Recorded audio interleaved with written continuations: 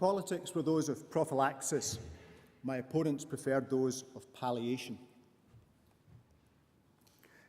Thank you, Rebecca, Mark, really for providing me with this opportunity to give testimony for what it's like for some of the people who are living in socioeconomic deprivation. And as one of society's halves, that's really all that I can do. Attempt to bear witness to what it's like for many of the people that I tried to serve as a GP in Govan for 30 years, the have-nots. So is life good? I'll stick to health. By dint of privilege, I've got approximately 10 more years of good health ahead of me. But if I was suffering the effects of socioeconomic deprivation, I'd already have had 16 years of unhealthy life, with another 10 years of suffering before I succumbed.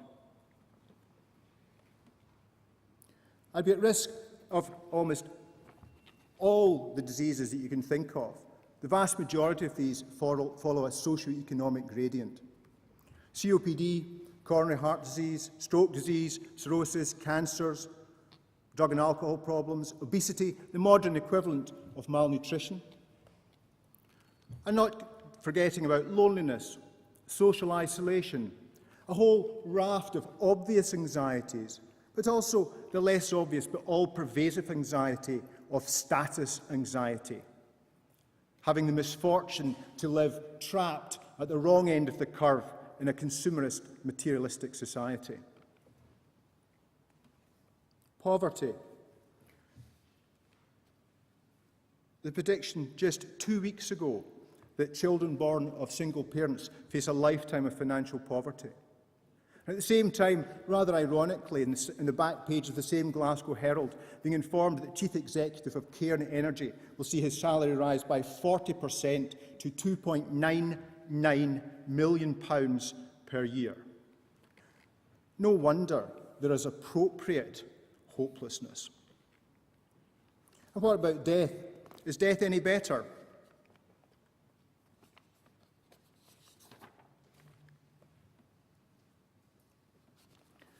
Achieving a good death is hard enough without factoring in the generic deprivation issues.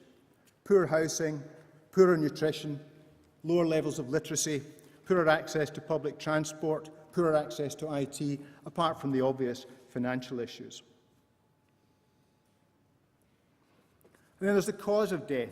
The preponderance of some of the nastier sort of cancer types, orofacial, pharyngeal, esophagus, lung, liver, cervix. COPD, twice as common in the more deprived areas. But if you're under 65, it's a lot worse. The increase of COPD death is 4 times if you're under 65 living in deprivation.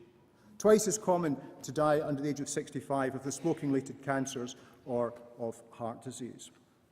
And let's not forget trauma, with many of the patients that I looked after running twice the risk that I did of traumatic death, accidental death, self-harm. And then age at death. Premature mortality is 3.7 times higher in deprived areas, and it's worsening. The disparity 20 years ago was only 2.7 times. Only 2.7 times. There's an argument, of course, by those opposed to equity, and I mean equity, not equality, that it's all about personal choice, and that includes your lifestyle. But if your whole life is one stuck in poverty, boredom, frustration, Harari's homo inutilis, the purposeless class, you may understandably be a wee bit reluctant to change your lifestyle to prolong matters. And what about death? What about palliative care? Is this any better? At a generalist level, the in-first care law is writ large. Good care of the dying requires time. In socioeconomic deprived areas, there is simply more to do, and that, coupled with the absolutely flat distribution of the GP workforce, ensures there can but be less time and thus poorer care. And at a specialist level, there's also some concerns here. Hospice deaths amongst the least deprived are 8.6%. The most deprived, it falls to 6.2, with hospital deaths, not surprisingly, reversed. There is some discussion about whether or not end-of-life services are taken up by the most needy or the most advantaged. These figures, though uncomfortable, might just suggest the latter. Some possible reasons. Lack of overall availability probably makes it easier to access for the more privileged, the more strident. If your expectations for life are set low, why should they be any different when you're dying? Resilience, the learned resilience of having to survive a difficult life. Maybe that gives you the extra resilience that you don't need these other services quite so much because you can actually manage. I'm always intensely irritated when deprived communities are told to be more resilient. My patients had far more resilience than I could aspire to. And exposure. It's simply more common in deprived areas, so people can have a more matter-of-fact approach to it. And possibly patient preference, which is maybe a kind of subset of status anxiety. These palatial establishments can't be for the likes of me. I know my place. I wonder how much of some of these establishments' grandeur is the result of service providers' preferences rather than the people we're trying to serve. And some worrying evidence of referral bias, perhaps born out of people's unwillingness or inability to empathise. Perhaps another example of the undeserving poor. And what about grief? The grief for all those around you who've died too young and not having the money to pay for their funeral. And the grief for all the other personal losses, the loss of one's health and one's ability, and with it one's status, one's role, one's sexuality. And then the loss of what one has never had. And I don't mean the sort of pipe dreams and esoteric bucket list that I'm allowed and privileged enough to aspire to. I mean the sort of more everyday things.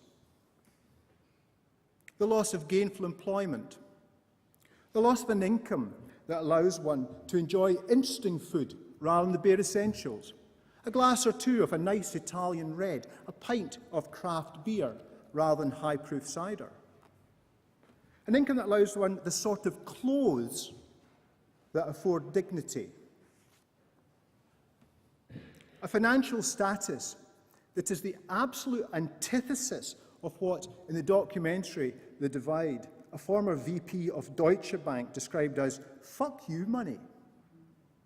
And that's an obscene term, but it's for a far greater obscenity. Amassing the wealth that allows you to say to anyone, you. And basic commodities that must surely be a right. The humiliation of period poverty. An absence of food of any sort in one's belly. Not just lacking a warm house. For far too many people, even the domicile is missing.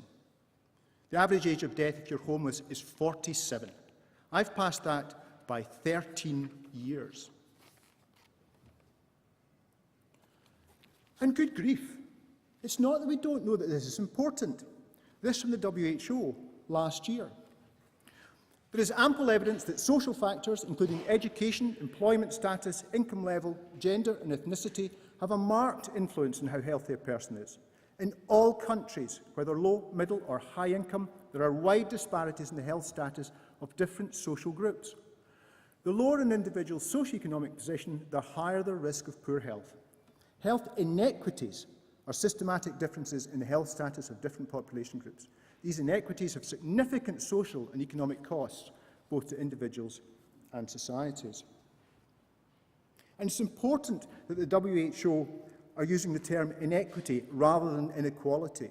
The difference between things being the same and things being unjust.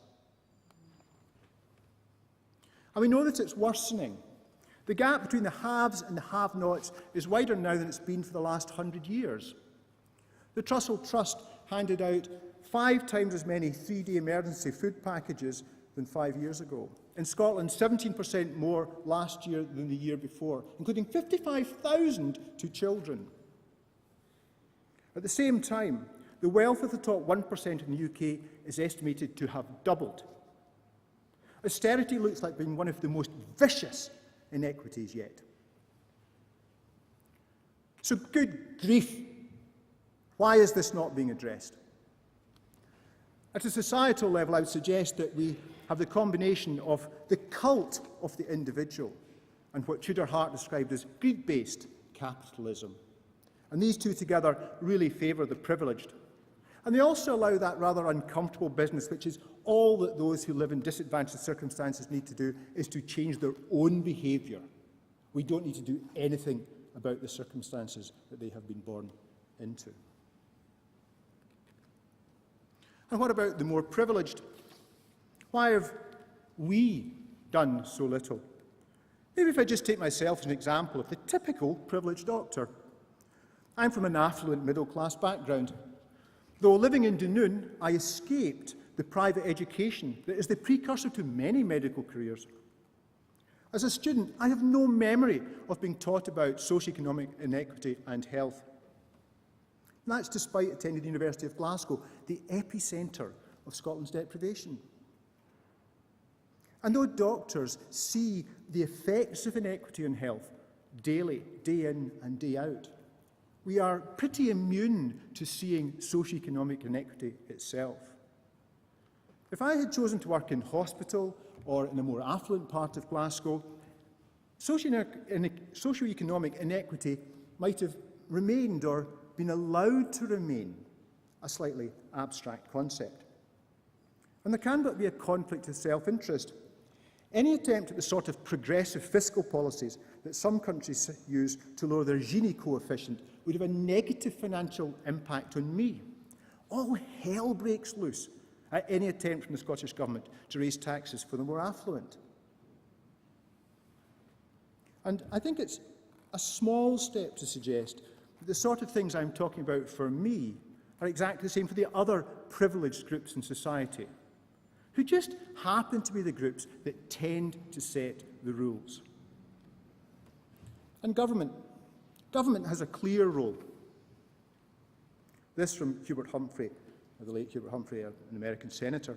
The moral test of government is how it treats people in the dawn of life, the children, in the twilight of life, the aged, and in the shadows of life, the sick, the needy, and the handicapped. Those living in socioeconomic deprivation require vociferous advocacy. The role of my profession has been recognised for many years. This is Virchow writing in the 19th century.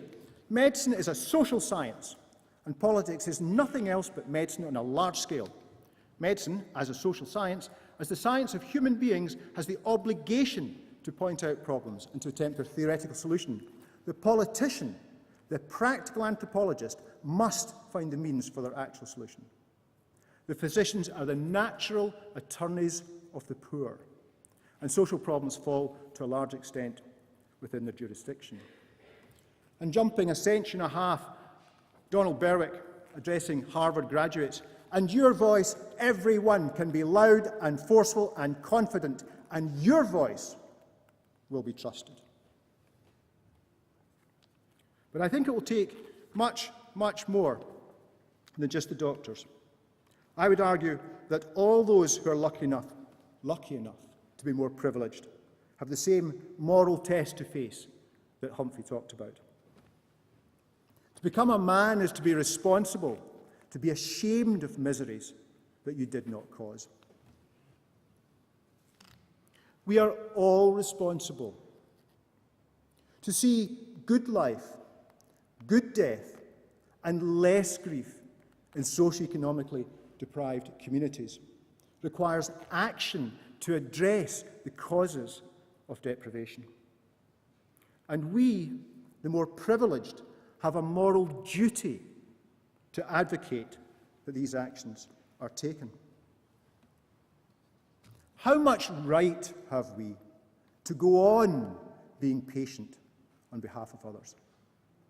Thank you.